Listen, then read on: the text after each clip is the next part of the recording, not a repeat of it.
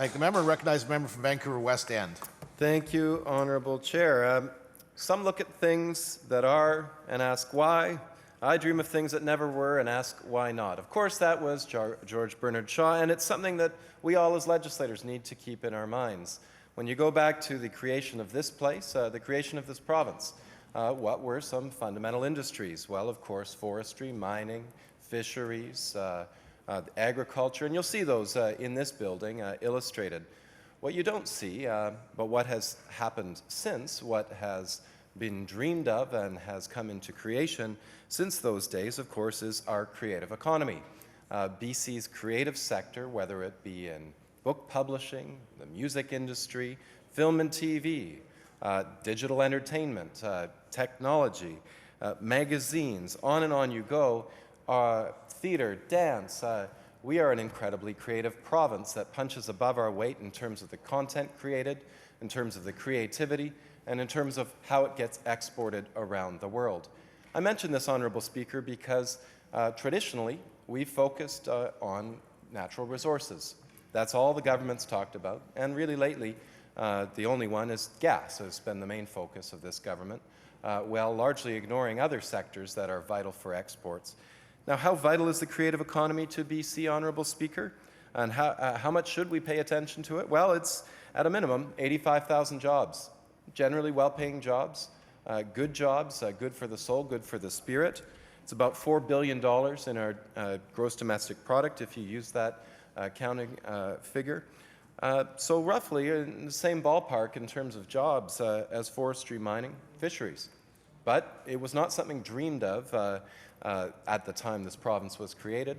It came to being because of artists, because of entrepreneurs, because of innovators.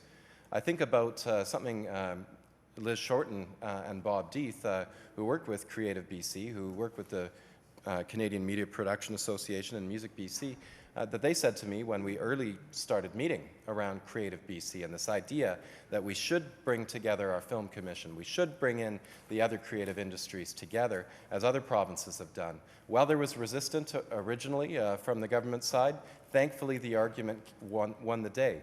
And we all agreed at that time as we were coming up with the plans to push and to advocate for Creative BC was it makes so much sense to collaborate. Artists do it already. The authors, the coders, the lyricists, the musicians, the playwrights, the film scriptwriters, and on, they're already collaborating, taking ideas from each other. Let's bring the industry associations together. Let's bring the government together so we can truly celebrate our creative economy and draw in more support. BC, well, we are full of creative people, some of the highest percentages in the country in terms of actual artists, if you look at the vital statistics. We unfortunately do not get the same level of support from the federal broadcasters, from the federal producers, as we would if you went by per capita figures. That's got to change, and I think that's why Creative BC is so vital, is being able to make our case on the national and international stage. Because once we have the dollars, once our producers, whether they be Omni, whether they be Bright Lights, whether or not they be Music BC, on and on you go, we do incredibly well.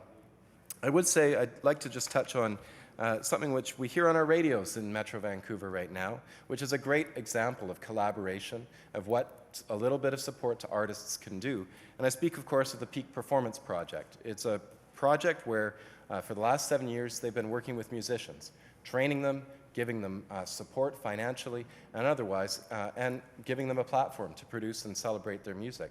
Many of the artists are now being picked up and noticed internationally after getting a small start on a small stage on a pretty awesome radio station and getting airplay internationally, exporting our culture to the world, bringing those dollars back into Canada. Content is king, Honourable Speaker. We need to honor the artist, honor the creator who brings that work because, you know, once it gets sold internationally, the royalties keep coming in for years and years to come. We're good at digging stuff out of the ground, Honourable Speaker. The province has proven it's good at forestry as well.